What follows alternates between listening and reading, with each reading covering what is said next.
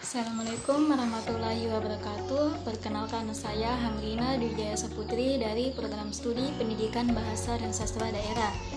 Baik, di sini saya akan menggambarkan mengenai peristiwa tutur dan tindak tutur. Namun, sebelum saya menggambarkan peristiwa tersebut, saya akan menjelaskan sedikit poin penting mengenai situasi tutur dan tindak tutur itu sendiri. Lech mengemukakan sejumlah aspek yang senantiasa harus dipertimbangkan dalam berkomunikasi. Aspek tersebut adalah 1. Penutur dan lawan tutur. Penutur adalah orang yang bertutur dan mitra tutur adalah orang yang menjadi sasaran atau kawan penutur. Contoh, dalam percakapan, Andi bertanya kepada Dani mengenai hasil pertandingan sepak bola Indonesia melawan Korea Selatan. Nah, dalam percakapan tersebut, Andi berlaku sebagai penutur sedangkan Dani sebagai orang yang diajak bicara. Dani sebagai orang yang mendengarkan tuturan Andi. Di samping itu, Dani dalam peristiwa tutur juga berperan sebagai penutur, yaitu dengan mengungkapkan jawaban atas pertanyaan Andi.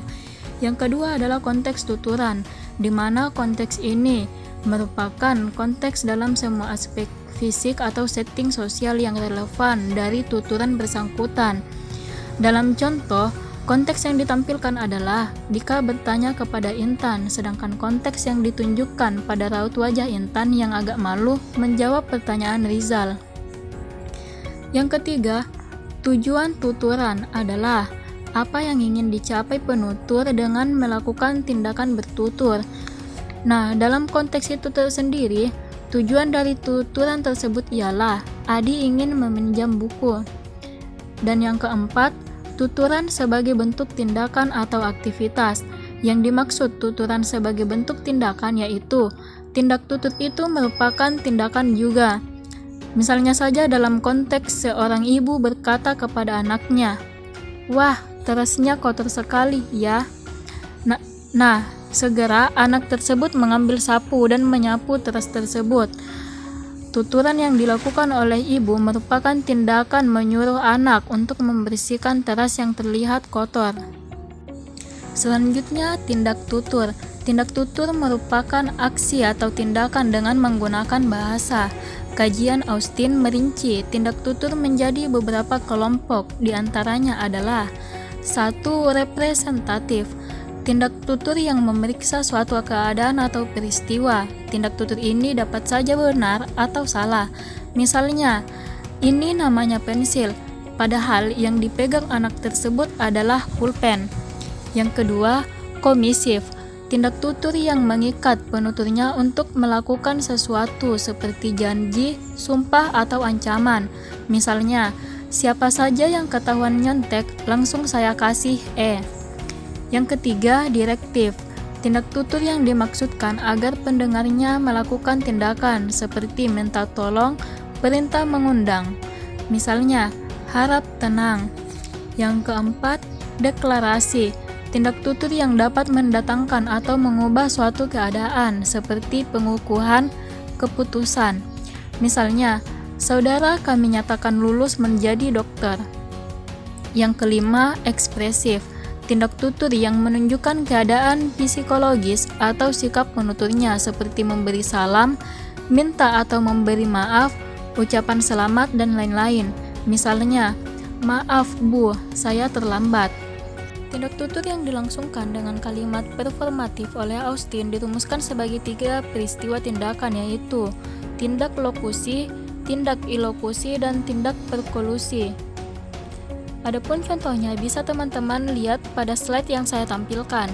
Nah, pada contoh pertama, kalimat tersebut diutarakan semata-mata untuk menginformasikan sesuatu tanpa tendensi untuk melakukan sesuatu, apalagi untuk mempengaruhi lawan bicaranya. Pada contoh kedua, bila kalimat tersebut diucapkan oleh seorang laki-laki ke pacarnya, mungkin berfungsi untuk menyatakan kekaguman. Akan tetapi, bila diutarakan oleh seorang ibu ke anak laki-lakinya atau oleh seorang istri ke suaminya, kalimat ini dimaksudkan untuk menyuruh laki-laki tersebut memotong rambutnya. Dari uraian tersebut dijelaskan bahwa tindak ilokusi sangat sukar diidentifikasi karena harus mempertimbangkan siapa penutur dan lawan tutur kapan dan di mana tindak tutur itu terjadi, dan sebagainya. Pada contoh ketiga, kalimat tersebut bila diutarakan oleh seseorang yang tidak dapat menghadiri undangan rapat kepada orang yang mengundangnya, kalimat ini merupakan tindak ilokusi untuk memohon maaf, dan perlokusinya atau efek yang diharapkan adalah orang yang mengundang dapat memakluminya. Adapun jenis tindak tutur ada dua, yaitu tindak tutur langsung dan tindak tutur tidak langsung. Tindak tutur langsung merupakan tindak tutur yang mudah dipahami oleh pendengar karena ujarannya berupa kalimat dengan makna lugas. Contohnya saja percakapan antara Bapak dan Aisyah. Aisyah, tolong sapu halaman itu. Aisyah pun menjawab, baik Pak, segera saya sapu. Nah, untuk tindak tutur tidak langsung ini hanya dapat dipahami oleh si pendengar yang sudah cukup terlatih dalam memahami kalimat-kalimat yang bermakna konteks situasional. Adapun contohnya adalah percakapan antara Bapak dan Aisyah. Halaman rumah kita tampak kotor ya. Aisyah pun menjawab, baik Pak, segera saya sapu. Nah, sebagai kesimpulannya, dalam komunikasi tidak ada tuturan tanpa situasi tutur. Dengan kata lain, maksud tuturan yang sebenarnya hanya dapat diidentifikasi melalui situasi tutur yang mendukungnya. Mungkin itu saja yang bisa saya jelaskan kepada teman-teman. Kurang dan lebihnya mohon dimaafkan. Sekian dari saya. Wassalamualaikum warahmatullahi wabarakatuh.